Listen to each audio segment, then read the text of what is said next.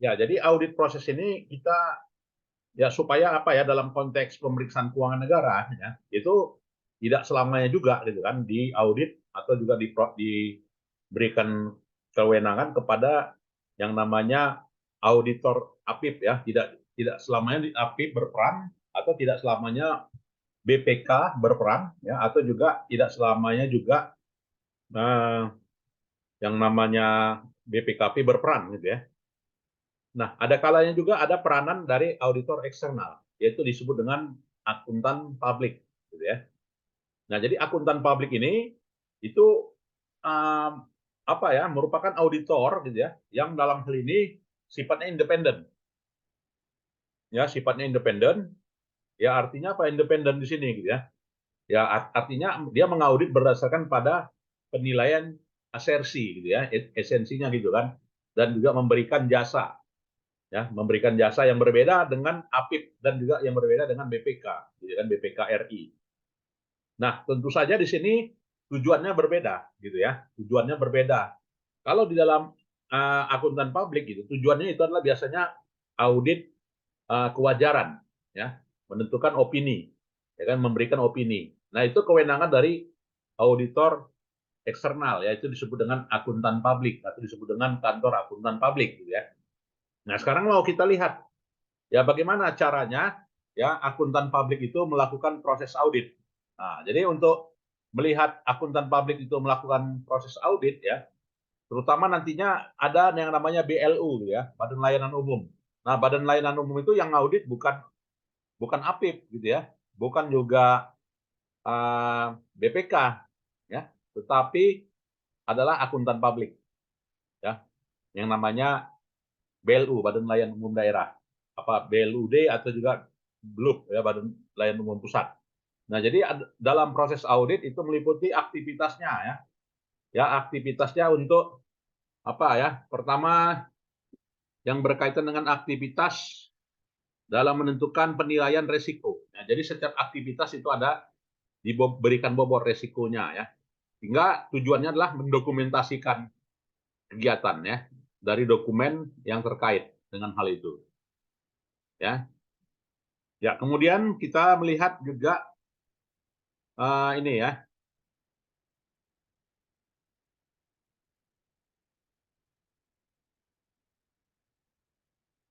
Ya, dalam audit proses gitu ya. Ya, selain dari aktivitas dan juga dokumentasi ya selalu dilakukan. Jadi tiga aspek ini. Setiap aktivitas dokumentasi. Setiap aktivitas dokumentasi. Kenapa? Ya karena masing-masing itu memiliki tujuannya gitu ya. Dan metodologi pemeriksaannya gitu ya meliputi ya ini gitu ya. Jadi metode pemeriksaannya mencakup ya bagaimana dokumen kertas kerja gitu ya. Ada dokumen kertas kerja dalam pelaksanaannya dalam mengumpulkan apa ya dokumentasi tadi gitu ya itu selaras ya menentukan yang namanya risk assessment. Jadi mulai dari mendiskusikan dengan tim audit ya menilai risiko bawaan termasuk juga risiko signifikan melalui pemahaman entitas dan lingkungan, kemudian penilaian risiko pengendalian melalui pemahaman dan evaluasi pengendalian, kemudian mengidentifikasi dan menilai risiko salah saji material, kemudian mengevaluasi kebijakan estimasi akuntansi klien, dan mengidentifikasi pihak-pihak yang memiliki hubungan istimewa ya dengan transaksi gitu ya. Selain dari risk assessment, penilaian risiko juga adalah risk response. Nah, dalam risk response, nah, di mana auditor melakukan pengujian, yaitu pengujian berupa pengujian pengendalian, ya pengujian substantif, ya kemudian juga menggunakan sampling audit dan juga pengujian atas saldo awal jika merupakan perikatan audit tahun pertama gitu ya. Jadi di sini metodologi pemeriksaannya selain risk assessment juga risk response gitu ya. Selain dari selain dari risk response, reporting pelaporan. Nah, jadi pelaporan meliputi menelaah bukti dan menuangkan dalam kertas kerja, kemudian mengkoreksi audit dan mengkomunikasikannya. Jadi semuanya landasannya pada standar audit ya. Jadi ada SPAP ya, standar pemeriksaan ya, standar apa ya? Nah, standar audit itu punya gitu ya. Kemudian menyusun laporan auditor independen. Nah, ini. Kemudian mitigasi risiko audit dalam audit laporan keuangan di sini ya meliputi adalah melihat laporan keuangan, yaitu ya sejauh mana ya risiko yang melekat ada di dalamnya, inherent risk-nya, kemudian control risk-nya, ya kemudian juga opini auditornya, gitu ya. Jadi apakah risiko yang ada, gitu ya, risiko yang diterima oleh auditor, gitu ya, maka opini itu bisa tepat atau juga tidak, gitu ya. Atau juga nantinya akan ada kesalahan persepsi, gitu ya. Nah, di sini tentu saja dilakukan risiko pengujian, ya, kemudian juga risiko kepatuhan dan juga risiko komunikasi, gitu ya. Serta melihat juga risiko hukum, kemudian risiko reputasi, dan juga beberapa mitigasi lainnya. Kemudian dalam audit publik, gitu ya, akuntan publik juga melakukan apa ya, yang namanya penentuan resiko salah saji, gitu ya. Jadi resiko salah saji bisa saja terjadi, gitu ya. Ya karena apa? Resiko salah saji itu semakin besar apabila ya inherent risk-nya, resiko yang melekat, ya resiko yang melekat makin besar, ya atau juga control risk-nya makin besar, ya maka resiko pengendalian penyajian materialnya juga semakin besar, ya. Oke. Kemudian kita melihat juga bagaimana tanggung jawab direksi atas laporan keuangan. Nah, jadi yang namanya tanggung jawab direksi terhadap laporan keuangan itu tanggung jawabnya menyeluruh. Menyeluruh itu pengertiannya adalah mulai dari penyusunan laporan keuangan oleh direksi, ya kemudian oleh audit akuntan publik tanggung jawab juga. Nah, kemudian ada tanda tangan direksi dalam laporan keuangan sebagai tanggung jawab penuh, ya dan juga uh, melakukan pengesahan, ya melakukan pengesahan dan juga melakukan penyampaian kepada rapat umum pemegang saham. Nah, jadi tanggung jawab direksi adalah mulai dari menyusun sampai pertanggungjawabannya kepada rapat umum pemegang saham. Nah, misalnya kan pada BLUD rumah sakit, gitu kan. Ya tanggung jawab direktur itu nggak bisa jadi dikatakan hanya bertanggung jawab pada sampai apa ya, hanya misalnya pada sampai pelaporan, tapi pencatatan dia tidak bertanggung jawab. Salah konteksnya gitu ya. Jadi kalau namanya Badan Layanan Umum Rumah Sakit gitu ya, maka mulai dari menginputnya ya, menjurnalnya sampai pada penyampaian pada dewan pengawas itu tanggung jawab direktur rumah sakit BLUD daerah. Ya gitu ya. Jadi auditor memandangnya tanggung jawab itu adalah menyeluruh. Nah, ini dikatakan demikian ya.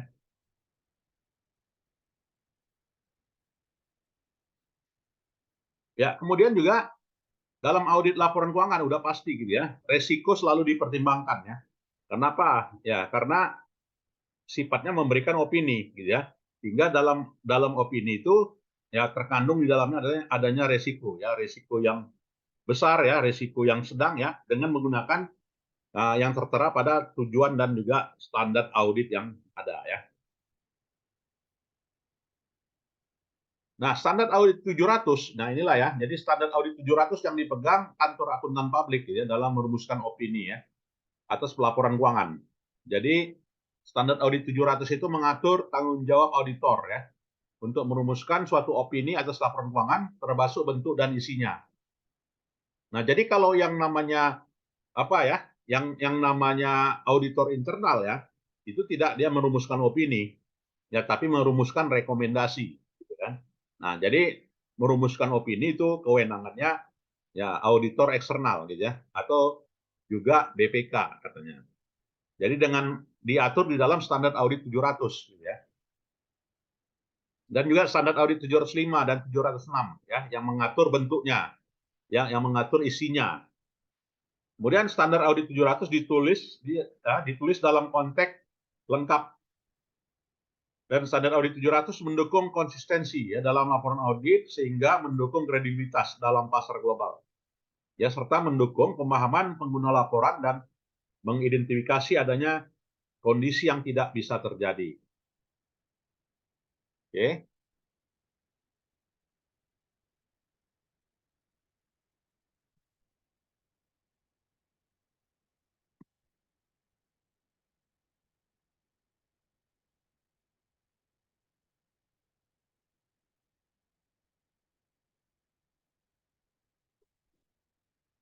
Ya, kemudian di dalam ini ya, dalam merumuskan opini atas laporan keuangan, auditor menyatakan suatu opini apakah laporan keuangan yang disajikan dalam semua hal yang material sudah sesuai dan dengan kerangka pelaporan keuangan yang berlaku gitu ya.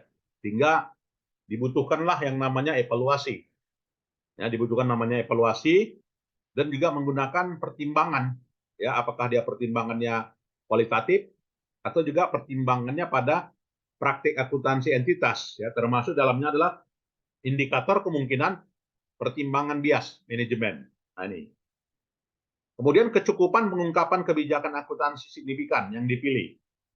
Kemudian konsistensi dan ketetapan penetapan kebijakan akuntansi dengan rangka pelaporan keuangan. Kemudian kewajaran estimasi akuntansi yang dibuat manajemen. Ya, kemudian kerelevansian, keandalan, ya, keterbandingan, ya, keterpahaman informasi yang disajikan dalam laporan keuangan. Nah, jadi udah jelas di sini bedanya ya bagaimana merumuskan opini gitu ya. Jadi dalam hal ini yang dalam hal ini bedanya dengan BPKRI misalnya atau juga dengan SPIP ya, APIP gitu ya. Nah, bedanya adalah dari sudut pandang ya opini itu dari atas penyajian akun gitu ya, terutama dari aspek ketaatan gitu ya. Nah, di laporan auditor independen tidak ada yang namanya ketaatan. Ya, jadi hanya menilai kewajaran. Nah, jadi kalau beda ya, ketaatan dengan kewajaran itu berbeda. Misal ya, misalnya bagaimana, kenapa aset disajikan, apakah wajar aset disajikan misalnya aset Pemkap A senilai misalnya 500 miliar. Disajikan wajar misalnya. Kenapa? Setelah diteliti validitas dan validitas dan juga keabsahan, misalnya dokumen aset. Ya, kendaraan mobil dinas dikuasai sepenuhnya oleh Pemkap. Masuk dalam apa ya, masuk dalam daftar inventaris ya, tidak dibawa oleh tidak berada di tempat. Nah, kalau dia tidak berada di tempat, maka dalam hal ini dari sudut pandang apanya ya diragukan keabsahannya. Maka dampaknya kemana? Ke opini gitu ya. Maka dalam beberapa hal, dalam beberapa kasus ya beberapa daerah itu dia sulit ya mendapatkan opini yang namanya unqualified opinion gitu ya. Salah satu faktornya apa? Ya tidak bisa tidak bisa menyajikan ya yaitu akun aset ya berdasarkan pada apa ya keabsahan nilai dan juga keberadaannya dapat dipastikan gitu ya. Nah, itu banyak yang kabur.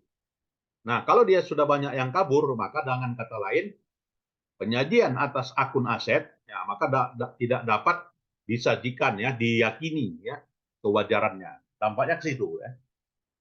Nah, jadi sini opini laporan keuangan pada auditor akuntan publik cenderung ini ya. Jadi aspeknya adalah aspek ya penerapan kebijakan akuntansi dan juga kewajaran estimasi, bukan kepatuhan.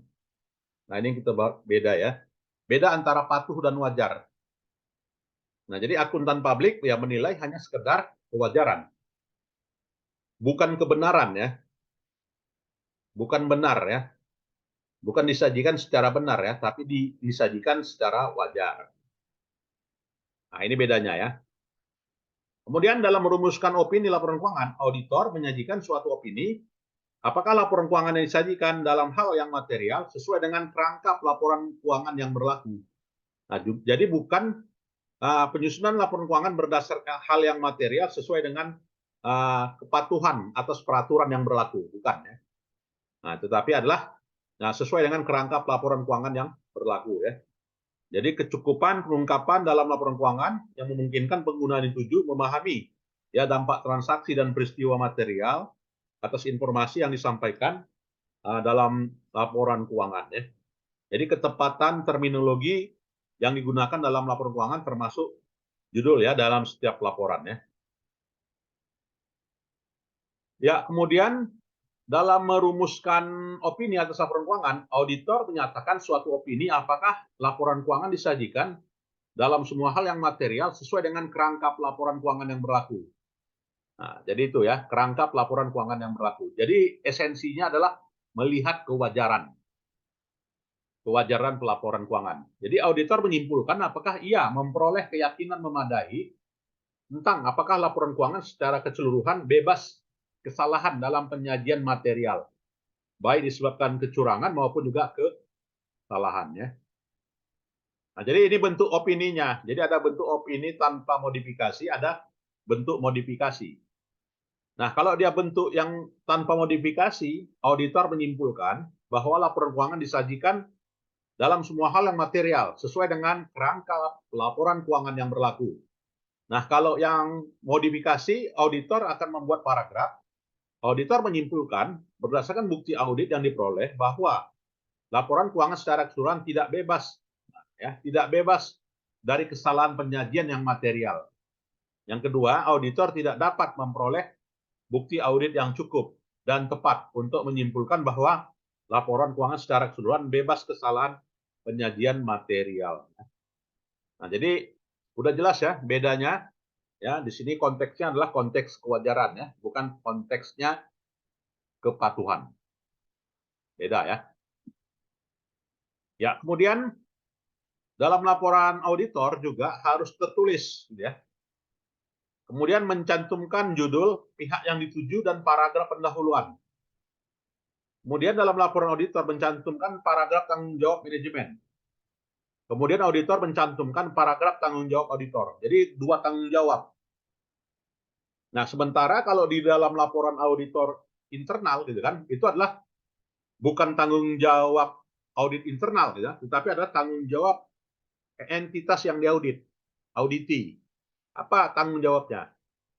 Nah, tanggung jawabnya sesuai, tanggung jawabnya tidak sesuai. Nah, itu yang disampaikan dalam laporan auditor internal gitu ya. Itu bedanya. Ya, kemudian dalam laporan auditor eksternal juga menyatakan paragraf tanggung jawab auditor ya. Dia menjelaskan uh, opini yang menyatakan bahwa ya evaluasi dan ketetapan kebijakan yang digunakan menyatakan kewajarannya dan juga tanda tangan.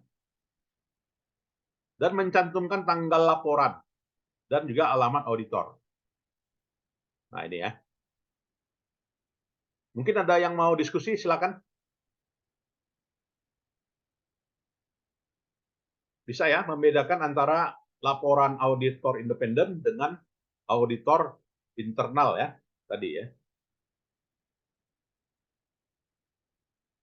Ya, berikutnya informasi tambahan.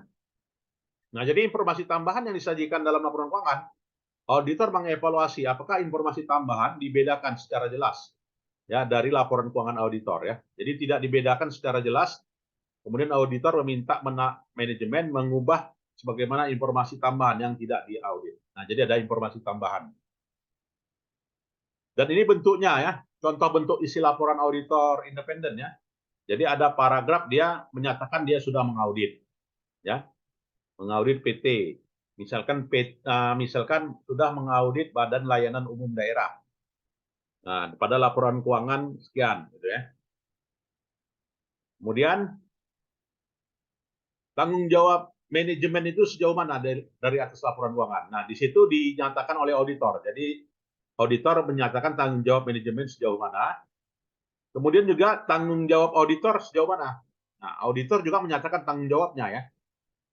Nah, beda kalau dalam laporan auditor internal, maka auditor internal tidak ada menyatakan tanggung jawabnya.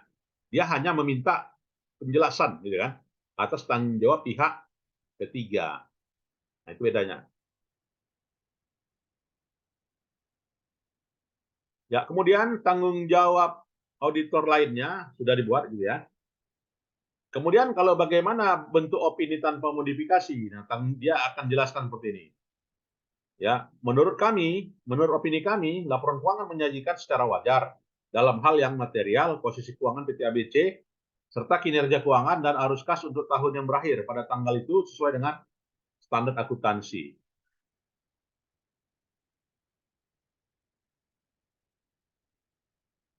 Ya. Nah, inilah bicara kode etik gitu ya. Jadi dalam auditor kantor akuntan publik gitu itu punya kode etik yaitu yang tertuang dalam buku ya dalam apa ya dalam kode etik profesi akuntan publik yang efektifnya 1 Juli 2019 dan terus diperbaharui ya. Terus diperbaharui. Nah, kalau di dalam BPK dia merupakan ya ada standar audit ya yang namanya SPAP ya. Nah, standar profesional bukan ya. Apa namanya? Ada bukunya itu ya, saya lupa namanya apa. Nah, itulah ya sekilas bedanya antara akuntan publik ya dengan laporan auditor akuntan publik dengan laporan auditor internal ya yang sudah kita bahas di minggu sebelumnya. Jadi ini dalam pengelolaan keuangan negara juga melibatkan ya yang namanya auditor ini ya, auditor eksternal ya atau auditor independen.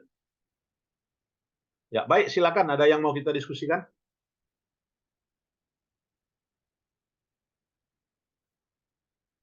Ada?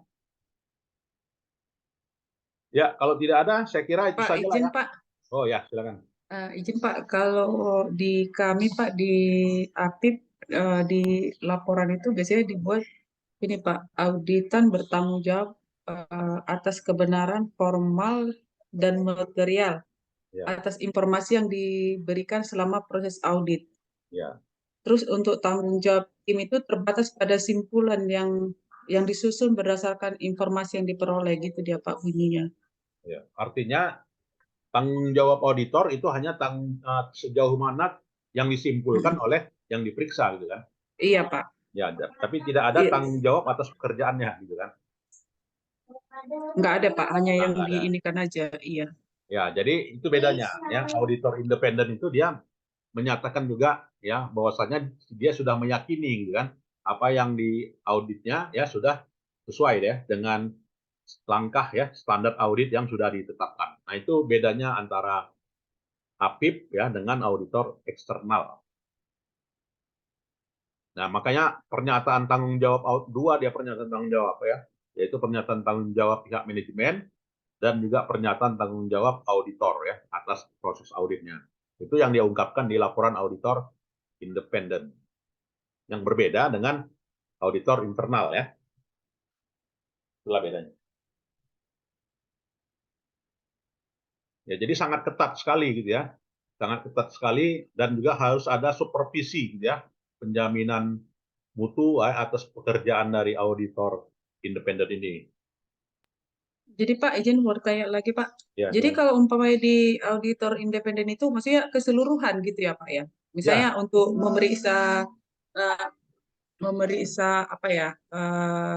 Seperti PD Pasar kemarin kan itu ya, diperiksa auditor publik juga ya, akuntan akuntan publik publik juga ya. ya Pak. Saya lihat waktu kami ditugaskan ada masalah di sana Pak. Karena kalau ada masalah kami dikasih juga untuk meriksa ini Pak. Auditor Eh, independen. Iya, apipnya karena kayak kemarin ada masalah di PD Pasar yang di Petisa, walaupun sudah diperiksa oleh akuntan publik, Ya, tapi kalau umpamanya disuruh untuk memeriksa, walaupun sudah diperiksa, kami turun juga gitu kan, Pak. ya, Berarti itu eh, maksudnya untuk akuntan publiknya itu keseluruhan apanya itu ya Pak diperiksa ya Pak? ya. Jadi yang namanya auditor akuntan publik dia memeriksa atau juga mengaudit yaitu kewajaran penyajian akun. Ya kan apakah disajikan secara wajar? Akunnya itu apa? Akun di neraca, ya kan akun di laba rugi, ya kan? Itu yang merupakan yang diungkapkan oleh auditor ya di dalam laporan auditor independen. Nah, sedangkan APIP gitu kan. Nah, APIP itu ya kapan dia mau turun ya boleh boleh sah-sah aja gitu kan. Jadi satu tahun 3 kali, ya kalau auditor independen 1 tahun sekali. Ya, karena sebelum ya artinya apa? Artinya auditor internal gitu, itu dia bisa memperbaiki ya atau juga memberikan rekomendasi, saran dan perbaikan ya atas temuan auditor independen. Atau juga sebaliknya gitu kan. Sebelum auditor independen itu turun gitu ya, maka nantinya ada pengujian substantif gitu ya. Jadi pengujian substantif oleh auditor independen sangat tergantung dari yang sudah ditemukan dalam laporan audit internal yaitu APIP gitu ya.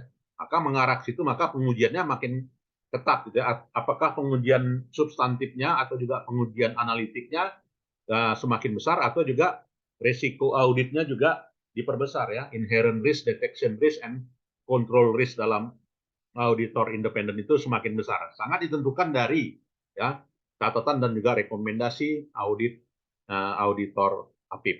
Nah itu.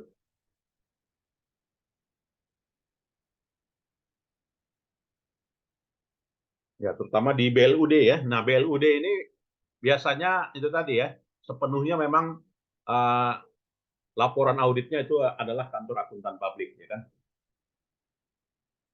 Dan APIP itu berperan apabila ada ini ya, memperbaiki. Esensinya APIP itu adalah memperbaiki ya, atau juga memberikan rekomendasi perbaikan ya atas temuan dari auditor BPK atau juga dari auditor kantor akuntan publik. Jadi sifatnya memperbaiki ya, memberikan saran dan rekomendasi. Nah itu ya. Terkait dengan patuhan ya atas pelaksanaan aturan.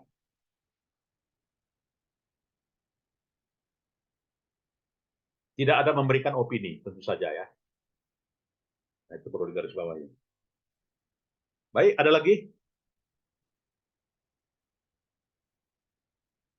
Ya, kalau tidak ada, saya kira itu sajalah ya perkuliahan kita di sore hari ini, dan UAS udah berapa kali nih pertemuan kita? Sebentar ya Pak, saya cek dulu. Oh ya.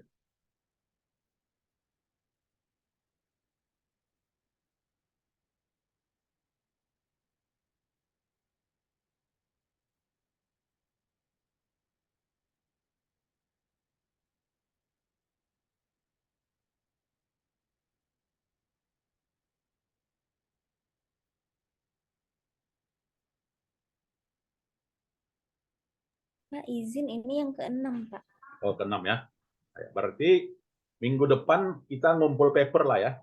Jadi nanti bagaimana bentuk paper ya, dan juga isinya ya, dan nantinya akan ini kita publikasi ya. Ini ada apa ya, 2 kelompok lah ya, boleh dikatakan, karena 5 orang, maka nanti ada masing-masing ada 2, satu lagi ada 3 kelompok, 3 orang ya. Udah saya beri yang lalu. Untuk judulnya belum Pak, tapi untuk kelompoknya sudah dibentuk Pak. Ya, nanti malam saya kirim ya kepada Salsa ya, 2 judul Baik ya. Pak, terima kasih Pak. Ya, baik. Jadi kita UAS-nya dalam bentuk paper ya, dan dikumpul minggu depan ya. Itu.